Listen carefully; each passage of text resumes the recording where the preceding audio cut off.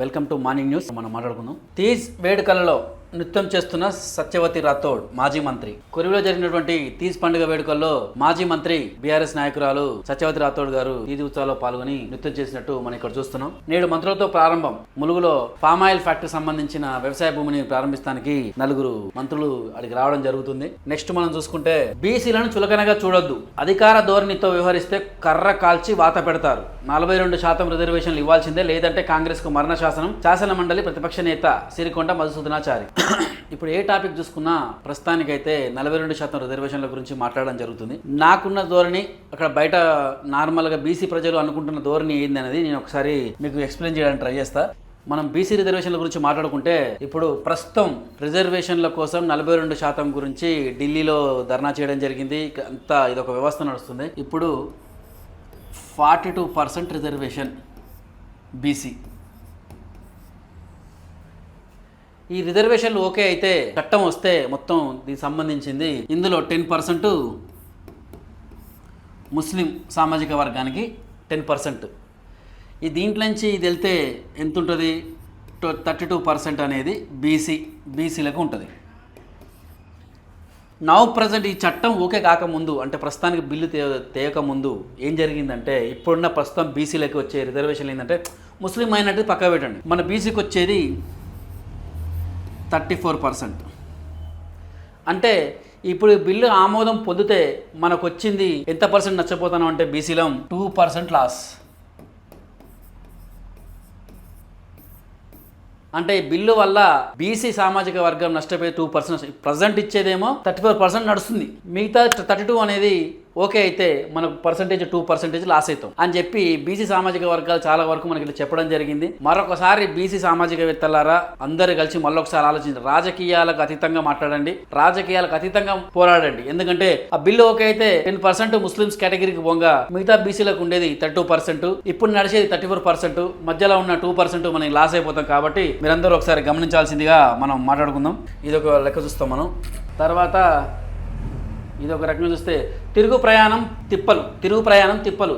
RTC bus స్టేషన్కు పోటెత్తిన జనం, హైదరాబాద్ రూట్లో పెరిగిన రద్దీ, కిటకిటలాడుతున్న ప్రయాణ ప్రాంగణాలు. ఈ రాఖీ పండుగ సందర్భంగా ఎవరైతే ఊళ్ళో నుంచి అన్నదమ్ములకి రాఖీలు కడతానికి వచ్చిల్లో మళ్ళీ తిరుగు ప్రయాణం ఉన్నటువంటి బస్ స్టాండ్లో చాలా ఇబ్బందికరంగా పరిస్థితులు ఎదుర్కొని ఇప్పుడు మనం చూస్తున్న బస్సు ఎక్కుతున్న ప్రజలు, చూస్తున్న ప్రజలు చాలా వరకు బస్సులు తక్కువ ఉండడం, రద్దీ పెరగడం వల్ల ఇది చాలా ఇబ్బందికరంగా మారింది. ఇతర రాష్ట్రాల వారికి ఎలా ఇస్తారు? వైద్య విద్యలో లోకల్ లొల్లి. అడ్మిషన్లో 33వ జీవోను వెంటనే అమలు చేయాలి. అన్యాయానికి గురవుతున్న రాష్ట్ర విద్యార్థులు. ఏకశిల పార్క్ లో నీట్ పేరెంట్స్ ఆందోళన. సీట్లు రాక ఆత్మహత్య చేసుకున్నారు. అయితే ఇక్కడ ఏం జరుగుతుందంటే, మరొకసారి ఈ నీట్ ఎగ్జామ్ ఎంబీబీఎస్ సంబంధించిన డాక్టర్ సంబంధించిన కోర్సు గురించి ఇక్కడ కొన్ని అవకతవకలు జరుగుతున్నట్టు మనకు వచ్చింది. మళ్ళీ ఒకసారి మనం మాట్లాడుకుందాం. గత ప్రభుత్వం అయినటువంటి బీఆర్ఎస్ ప్రభుత్వంలో ఒక జీవో వచ్చింది. ఆ జీవో ప్రకారం ఏం చెప్తున్నారంటే 9, 10 ఇంటర్మీడియట్ అంటే 4 సంవత్సరాలు 11, 12 ఎక్కడైతే చదువుతారో అది లోకల్ కేటగిరీ కింద వస్తుందని చెప్పి చెప్పడం జరిగింది. 9th, 10th, 11, 12 ఇది మన రాష్ట్ర ప్రభుత్వం ప్రామాణికంగా తీసుకుంది. పోయిన సంవత్సరం మాకు తెలిసిన వాళ్ళ కూతురు కూడా ఇదే ప్రాబ్లం అయింది. 9th, 10th వరంగల్,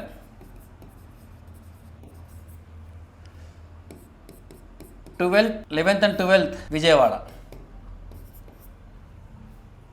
అంటే 2 సంవత్సరాలు తెలంగాణలో, 2 సంవత్సరాలు ఆంధ్రాలో చదవడం వల్ల లోకల్ కేటగిరీ కింద వెళ్ళిపోయి నాన్ లోకల్ కేటగిరీ కింద రావడం జరిగింది.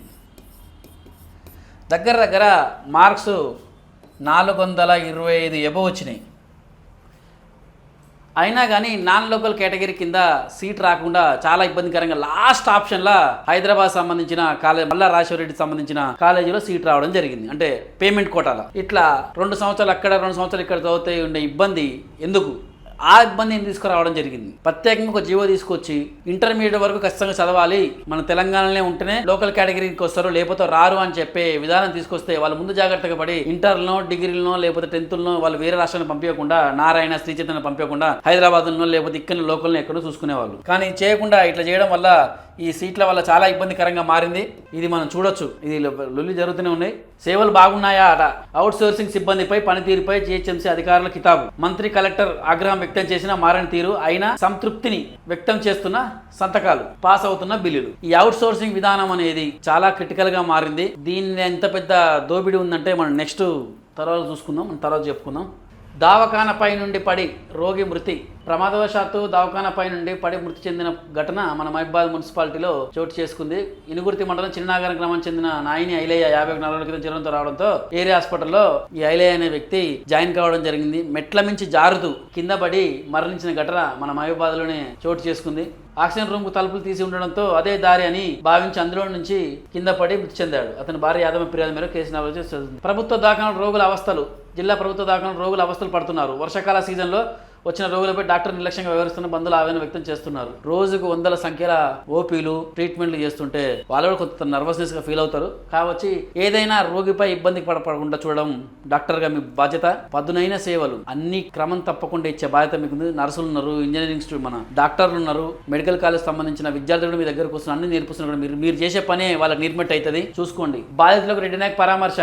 ఎమ్మెల్సీ తక్కలపల్లి రవీందర్రావుకు ఆహ్వాన పత్రం అందజేస్తున్న గౌడ సంఘం నాయకులు. సర్వాయి పాపన్న విగ్రహ ఆవిష్కరణ. పట్టణ కేంద్రంలో కెరువు గేట్ వద్ద నూతనంగా ఏర్పరిచిన సర్వాయి పాపన్న గౌడ్ అనేది ఓపెన్ చేస్తానికి ఆహ్వానం రావాలని చెప్పడం జరిగింది. ఇందులో మనం చూద్దాం. ఒకటి, సర్వాయి పాపన్న గౌడ్ అనే వ్యక్తి 17వ శతాబ్దంలోనే గొప్ప వ్యక్తి. ఆయన చేసిన కార్యక్రమాలు ఎన్నో.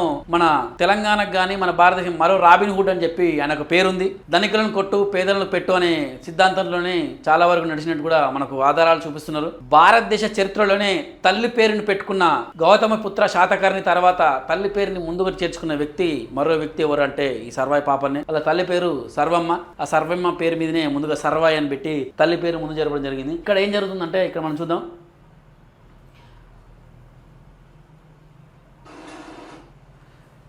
సర్వాయి పాపన్న గౌడ్ విగ్రహ ఆవిష్కరణ జరిగే కొరివి గ్రేడ్ సంబంధించిన ప్రాంతంలో ఉన్నటువంటి సర్వాయి పాపన్న గారి విగ్రహ ఆవిష్కరణకి సిద్ధంగా ఉన్నటువంటి చూస్తున్నాం మనం. ఇది పిక్చర్. ఇది మనకు దాని పక్కనే ఒక ఫౌంటైన్ ఏర్పాటు చేయడం జరిగింది జంక్షన్లో. ఆ జంక్షన్లో ఉన్నటువంటి చూడండి ఎంత పెద్ద గుర్రాలు, పెద్ద సెంటర్లనే ఇది పెట్టడం జరిగింది. ఇది కూడా మనం ఒకసారి వీక్షిద్దాం.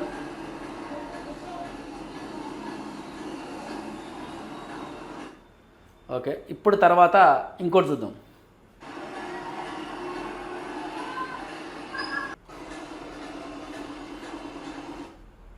ఇక్కడ మనం చూస్తే ఇటు పక్కన సర్వాయి పాపన్న గౌడ్ సంబంధించిన విగ్రహం, ఇటు చూస్తే ఫౌంటైన్ జంక్షన్ దగ్గర కూడలి ఉన్న నమూనా విగ్రహాలు, మన గుర్రాలకు సంబంధించిన విగ్రహాలు మనం చూస్తాం. ఈ సర్వాయి పాపన్న గౌడ్ అనే వ్యక్తి ఎంత పెద్ద గొప్ప వ్యక్తో, మహానీయ వ్యక్తో మీకు అందరికీ తెలుసు. బహుజన రాజ్యాన్ని తీసుకొచ్చిన మొదటి వ్యక్తి మన భారతదేశంలో. అలాంటి వ్యక్తికి ఎక్కడో మూలకు, ఇక్కడ మనం చూస్తున్నాం కదా, ఎక్కడో మూలకు ఇలా వేయడం ఎంతవరకు కరెక్ట్? ఇదే గుర్రాలని ఇప్పుడు అక్కడ ఉన్న వ్యక్తి ఇక్కడ ఇది సిచ్యువేషన్ చూస్తే ఎంత చిన్నగా ఉన్నది, ఎంత పెద్దగా ఉన్నది చూడండి. ఇప్పుడు అక్కడ ఉన్న వ్యక్తులు దాన్ని ఎవరన్నా గౌరవిస్తారా? చూస్తారా ఎవరన్నా?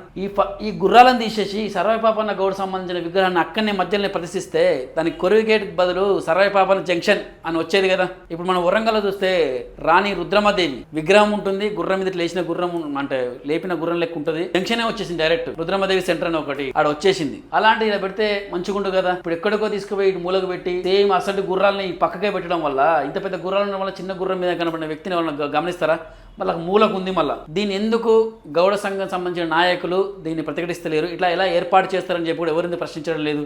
ఈ విగ్రహాన్ని తీసుకుపోయి ఇక్కడ పెడితే ఎంత గౌరవంగా ఉంటుంది. ఆ గుర్రాల మధ్యలో ఆ గుర్రాలు తీసేసి ఈ గుర్రాన్ని ఈ సర్వాయి పాపన్న విగ్రహాన్ని ఇక్కడ పెడితే చూడడానికి ఎంత చక్కగా ఉంటుంది. వచ్చిన ప్రతి ఒక్కరికి ఎంత ఘనంగా తెలుస్తుంది. ఎవరు వచ్చిన సెంటర్ సర్వాయి పాపన్న సెంటర్ అని చెప్పి చెప్పడం జరుగుతుంది. ఇది చాలా వరకు కొంతమంది మన దృష్టికి తీసుకురావడం వల్ల మనం చేయడం జరిగింది. ఇప్పటికైనా గౌడ సంఘ నాయకులు ఒకసారి ఆలోచించాలి. సర్వాయి పాపన్న గారి విగ్రహం, మహానీయుడైన వ్యక్తి అయినటువంటి విగ్రహం మనం తీసి ఇక్కడ పెట్టాల్సిందిగా నేను కోరుతున్నా. ఎందుకంటే ఆ మూలకుంటే మూలన పడినట్టే ఉంటుంది. అసలు గొప్ప వ్యక్తికి ఖచ్చితంగా సెంటర్లో పెడితేనే అందరికి తెలిసి వస్తుంది. ఇప్పుడు ఇక్కడ గుర్రాలు అక్కడ గుర్రాలు ఉంటే ఎవరు ఎట్లుంటుంది చెప్పండి.